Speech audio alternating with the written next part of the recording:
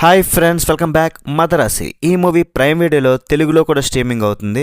First అయితే అందరికీ happy Dasara భయ్య. ఈ విజయదశమి రోజు మీకు విజయాలు కావాలని నా ఛానల్కి కూడా కొంచెం విజయం వస్తే మీరు సపోర్ట్ ఇస్తే అది పెద్ద మ్యాటర్ ఏం కాదు.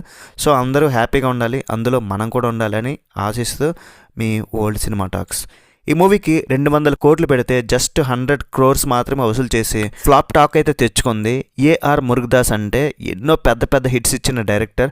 రీసెంట్గా అతని రైటింగ్లో పవర్ తగ్గిందని చాలామంది విమర్శిస్తూ వచ్చారు. మరి ఈ మూవీ చూశాక నాకు ఏమనిపించింది అంటే మాత్రం ఫస్ట్ హాఫ్ అయితే చాలా ఇంట్రెస్టింగ్ ఉంది, నో డౌట్ చూడొచ్చు, బాగుంది. బట్ సెకండ్ హాఫ్ మదరాసి మసి అయిపోయింది భయ్య. నాకైతే ఇట్స్ అన్ యావరేజ్ ఫిలిం. మరీ తీసి పడేయను కానీ ఏఆర్ మురుగదాస్ గారి డైరెక్షన్ కోసం, ఆయన డిఫరెంట్ స్క్రీన్ ప్లే, ఆ టేకింగ్ మేకింగ్ కోసం, ఆ స్టోరీ కోసం ఒక సెక్షన్ ఆఫ్ ఆడియన్స్కి మూవీ నచ్చొచ్చు. ఒకవైపు సైకలాజికల్ టెన్షన్ని, వాటితో పాటు వచ్చే యాక్షన్ సీక్వెన్సెస్ని బాగానే బ్యాలెన్స్ చేశారు. ఇది ఎవరికి సెట్ అవుతుందంటే intense action thrillers, character driven dramas, mental health, identity redemption, great technical values ఇలాంటివి ఎవరైతే ఇష్టపడతారో, కొంచెం స్టోరీ అటు ఇటు అయినా పర్లేదు అనుకుంటే ఈ మూవీని అయితే ఒకసారి చూడొచ్చు. ఫస్ట్ హాఫ్ అయితే బాగుంది, బట్ సెకండ్ హాఫ్ కాన్సన్ట్రేట్ చేస్తే ఇంకా ఒక మంచి మూవీ అయ్యిండేది. శివకార్తికేయన్ మూవీ అంటే మినిమం గ్యారెంటీ ఉంటుంది. ఫస్ట్ హాఫ్ మూవీ చూసినప్పుడు నాకు అట్లనే అనిపించింది. హీరో క్యారెక్టర్ పరిచయం, అతనికి ఒక మానసిక రుగ్మత ఉండడం, దానివల్ల కొందరికి మంచి జరగడం, తర్వాత హీరోయిన్తో పరిచయం, గన్స్ డిస్ట్రిబ్యూషన్ కోసం విలన్ గ్యాంగ్ దిగడం, దానికి హీరో హీరోయిన్కి లింక్ చేయడం, ఇలా ఫస్ట్ హాఫ్ అంతా చాలా సరదాగా సాగిపోతూ ఉంటుంది, ఏం బోరింగ్ ఉండదు పెద్దగా.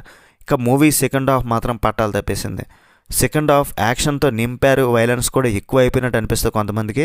నాకైతే ఈ మూవీకి అయితే వైలెన్స్ అయితే ఉండాలి. అండ్ ఇందులో యాక్షన్ ఉంది, సూపర్గా ఉంది, అది మాత్రం నచ్చింది. అండ్ శివకార్తికేయన్ గారు బెస్ట్ పర్ఫార్మెన్స్ ఇచ్చారు, నో డౌట్. రుక్మిణి వసంతను కూడా బాగానే చేసింది. విద్యుత్ జమ్వాల్ కూడా మంచి క్యారెక్టర్ దక్కింది. ఫ్రెండ్ క్యారెక్టర్ ఒకటి బాగుంది. ఈ సినిమా చూస్తున్నంతసేపు కూడా కొన్ని చోట్ల తుపాకీ మూవీ రిఫరెన్స్ అయితే కనిపిస్తుంది. సెకండ్ హాఫ్లోని అనవసరమైన సీన్స్, అవసరం లేని సీన్లు, సాగదీత, విసుగు, చిరాకు ఇవన్నీ కూడా మీకు సెకండ్ హాఫ్ అయితే కలుగుతాయి. ప్రతి సీన్లో కూడా టెక్నికల్ డిపార్ట్మెంట్ కష్టం కనిపిస్తూ ఉంటుంది.